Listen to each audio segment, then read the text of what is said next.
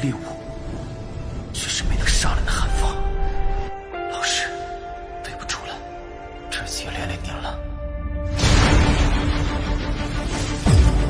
Welcome to my channel. Dukung terus channel ini dengan like, share, comment, and subscribe. Melanjutkan cerita sebelumnya dari Battle Through the Heavens. Xiaoyan menyempitkan pandangannya melihat ke sisi yang jauh dan kemudian sedikit mengeringit. Xiaoyan awalnya mengira bahwa pemakan jiwa yang datang untuk membalaskan dendam Raja Jiwa. Namun Xiaoyan bisa membedakannya dari jarak dekat saat avatar dewa asli bertarung dengan sosok itu. Dan sosok yang datang bukanlah pemakan jiwa, rusa.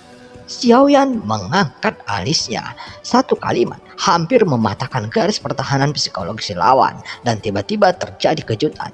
Keduanya bangkit kembali. Xiaoyan menstabilkan sosoknya dan matanya langsung tenggelam. Kekuatan tubuh fisik ini sangat kuat. Dibandingkan dengan tubuh fisik dewa asli, dewa iblis rusa ini bukan apa-apa. Setelah melihat lebih dekat, orang yang datang itu tinggi, tapi ternyata bukan wajah manusia, melainkan sosoknya memiliki kepala rusa dengan tanduk besar di atas kepalanya. Pada saat ini, matanya penuh dengan kekerasan menatap Xiaoyan, dan mata itu penuh dengan niat membunuh. Apakah kita kenal satu sama lain? Atau apakah kamu memiliki kebencian? Tanya Xiaoyan. Tentu saja kita mengenal satu sama lain dan kita bersumpah untuk berseteru. Dewa iblis rusa menjawab dengan suara yang dalam setelah memastikan Xiaoyan dengan serius menggelengkan kepalanya. Tidak mungkin di antara musuhku tidak ada yang memiliki wajah jelek seperti rusa, kata Xiaoyan dengan serius. Sudut mulut yang terakhir berkedut saat mendengar kata-kata itu, dan kata-kata yang tajam dari Xiaoyan langsung membuatnya tertawa, bahkan lebih marah. Kenapa kamu mengambil klon dewa asliku dan melupakannya begitu cepat? Setelah jeda, dewa iblis rusa membuka mulutnya perlahan. Xiaoyan tercengang saat mendengar kata-kata itu dan menatap dewa iblis rusa karena dia menyebut kata Yuan Shen. Mengambil klon dewa aslimu? Keterkejutan tiba-tiba muncul di wajah Xiaoyan dan dia melihat wajah rusa ini dengan tidak percaya. Keluarga Qime? Xiaoyan bertanya ragu-ragu. Senang kamu mengetahuinya. Kupikir sulit menemukanmu di dunia besar ini. Tapi aku tidak pernah berpikir bahwa kamu akan datang ke pintuku atas inisiatifmu sendiri. Tetapi tepat, klan dewa asli hampir layu sekarang. Dan tubuh dewa aslimu harus dianggap sebagai yang terbaik. Dan itu adalah satu-satunya. Jadi hari ini, kembalikan avatarku kepadaku.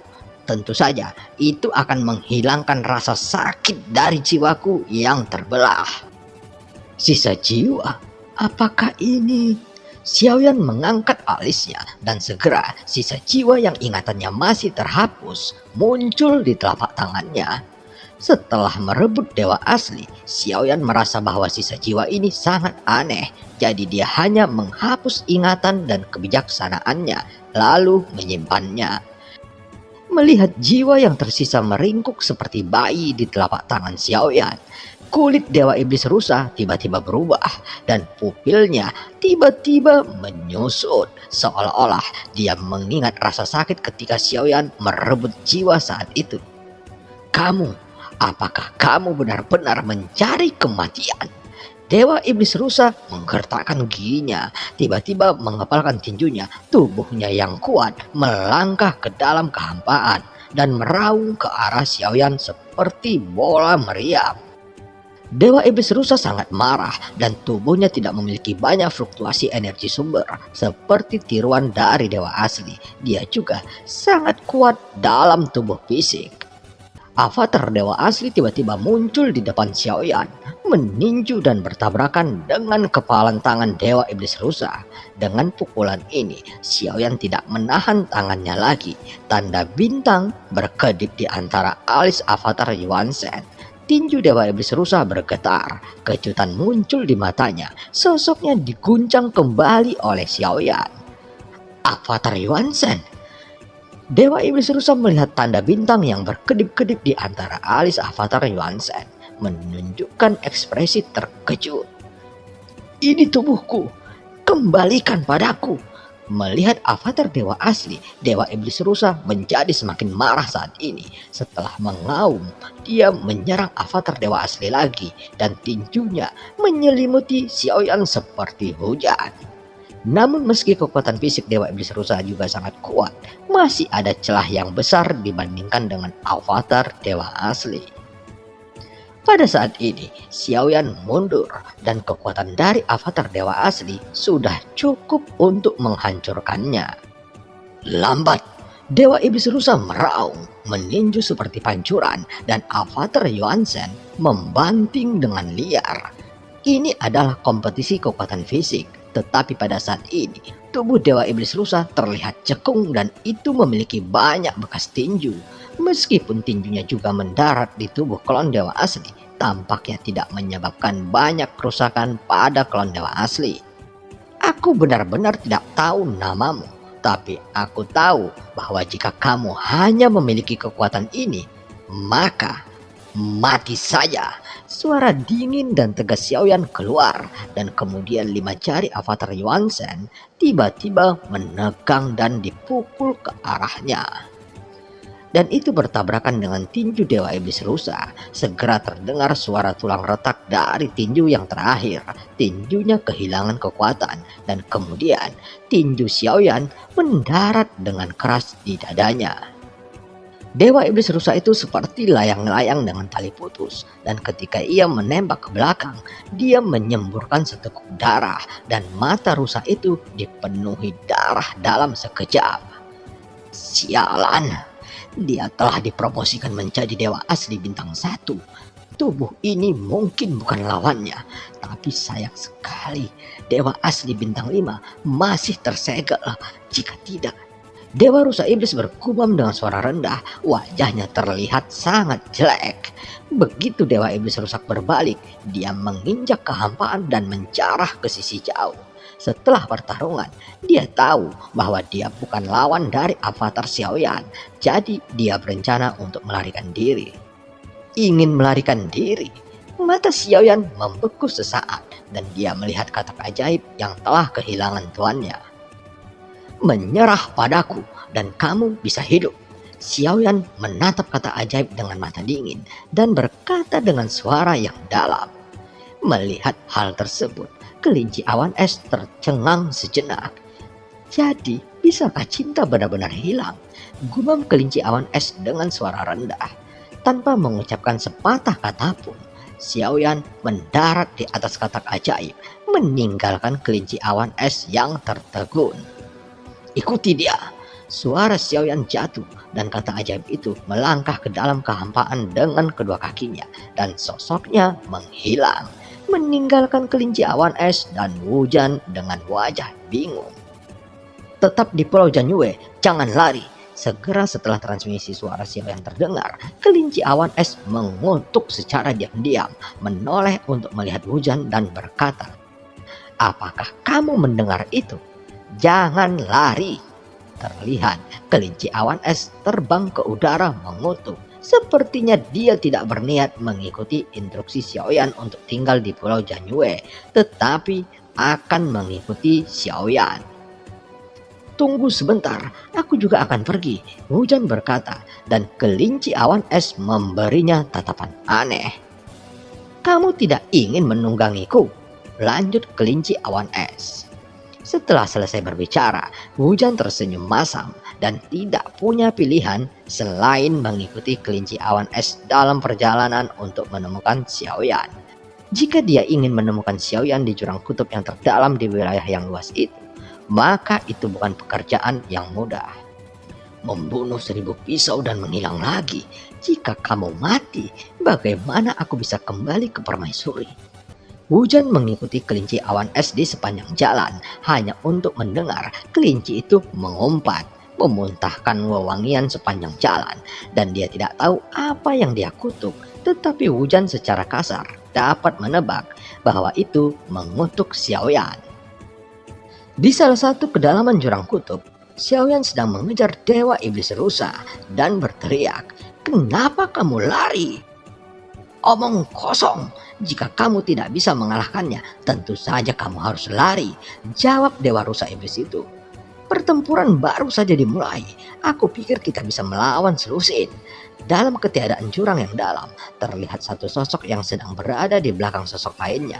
Kecepatannya sangat cepat. Untungnya, Sue Lingjun tidak membunuh katak iblis sebelumnya. Kalau tidak, dia tidak akan bisa mengejar Dewa Iblis Rusa. Dewa Iblis Rusa sangat akrab dengan jurang yang dalam. Jika bukan katak ajaib yang mengetahui hal ini dengan baik, maka Xiaoyan akan kehilangannya. Namun, tidak peduli seberapa cepat Dewa Iblis Rusa itu, katak ajaib itu bisa tetap menjaga jarak 100 kaki darinya. Dewa Iblis Rusa telah mencoba segalanya untuk lari. "Mengapa kamu terus mengejarku?" Dewa Iblis Rusa juga berkata dengan marah. "Aku harus memikirkan sesuatu, atau kamu berhenti dan kita akan bicara baik-baik." Suara Xiaoyan keluar. "Aku percaya kamu hantu yang mengambil klon dewa asliku. Bisakah aku mempercayaimu?" Suara mengutuk Dewa Iblis Rusa bergema di kehampaan. "Tidak ada kepercayaan dasar di antara manusia. Percaya, jika kamu mengembalikan avatar dewa asli kepadaku, aku akan mempercayaimu." Dewa Iblis Rusa berkata lagi. "Kalau begitu, kamu harus terus berlari," jawab Xiaoyan. Dewa Iblis Rusa berlari kencang dan kata ajaib di belakangnya juga berada di bawah paksaan Xiaoyan, terus mengikuti Dewa Iblis Rusa. "Sialan, aku khawatir itu hanya bisa diselesaikan dengan mengarahkannya ke avatar pemakan jiwa," gumam Dewa Iblis Rusa. Tampaknya sangat memalukan, tetapi di mata Xiaoyan, kemampuan aktingnya sebenarnya agak terlalu canggung. Meskipun Xiaoyan membiarkan dia merasa malu, tetapi kenyataannya dia mungkin sudah merencanakannya sejak lama. "Apakah kamu belum datang? Jalan kita masih panjang." Suara Xiaoyan keluar. Dewa Iblis Rusa sedikit terkejut ketika dia mendengar kata-kata itu, dan kecurigaan melintas di matanya. "Anak ini pasti menipuku." Dewa Iblis Rusa berpikir dengan ekspresi kompleks di matanya dan terus berlari menuju ujung. Xiaoyan juga menepuk katak iblis yang mengikuti di belakang. "Jangan kejar dia, jaga jarak saja. Yang aku cari seharusnya adalah tempat yang dia tuju untuk membawaku. Aku ingin melihat ngengat seperti apa yang bisa kudapatkan." Xiaoyan mengejarnya dengan santai. Nyatanya, katak ajaib itu tidak bergerak dengan kecepatan penuh. Jika dia mengejar dengan kecepatan penuh, kecepatan katak ajaib itu sebenarnya bisa mengejar Dewa Iblis Rusa. Namun, bagi Xiaoyan akan sangat bagus membiarkan katak ajaib mengikutinya dengan sengaja. Jika ada dewa asli di sini, itu pasti berhubungan dengannya. Mungkinkah dia sengaja melakukannya? Dewa Iblis Rusa juga merasa ada yang tidak beres, tapi jika dia berhenti sekarang, dia bukanlah lawan dari avatar dewa asli, dan itu sama saja dengan menunggangi harimau.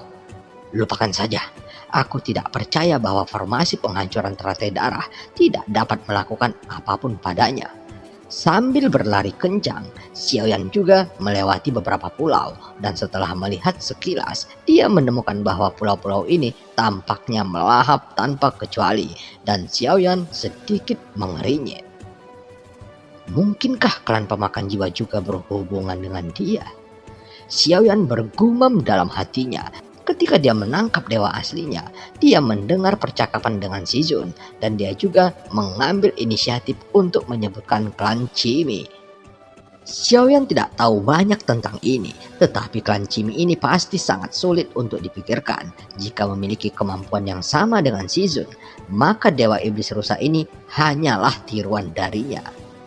Dalam kabut tebal, saat kedua sosok itu lewat dengan kecepatan tinggi, terdengar ledakan sonik di belakang mereka yang menunjukkan kecepatan kedua belah pihak. Setelah waktu yang tidak diketahui, Dewa Iblis Rusa berhenti secara tiba-tiba, menoleh untuk melihat Xiaoyan dengan seringai di wajahnya. Karena kamu bertekad untuk mencari kematian, mari kita tuntaskan sepenuhnya balas dendam ini karena kamu mengambil tiruanku. Ada banyak pulau rusak di sekitarnya yang terlihat tidak teratur, tetapi jika diperhatikan lebih dekat, sebenarnya ada semacam jiwa di pulau yang rusak ini dan ditangguhkan dalam kehampaan. Namun hal pertama yang menarik perhatian Xiaoyan adalah sosok besar yang mengambang di kabut tebal di sampingnya. Ini, Xiaoyan hanya merasakan kulit kepalanya mati rasa, pupil matanya mengerut dan dia melihat ke samping. Ada sosok besar sekitar 100 kaki mengambang di kehampaan. Setengah dari kepala sosok ini telah menghilang dan sebagian lengannya telah patah dan tanpa sedikit pun nafas kehidupan. Dan film pun berakhir. Sampai ketemu di part selanjutnya.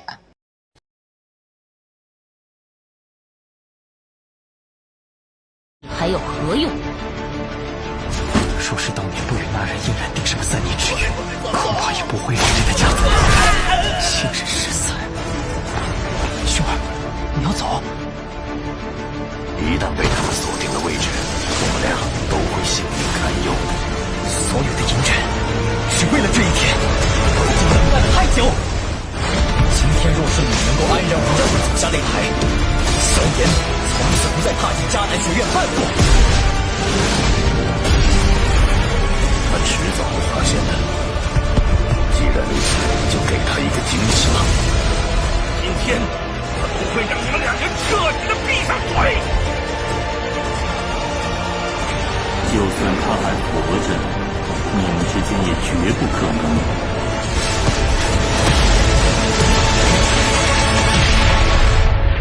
加玛帝国云岚宗，我萧炎回来了。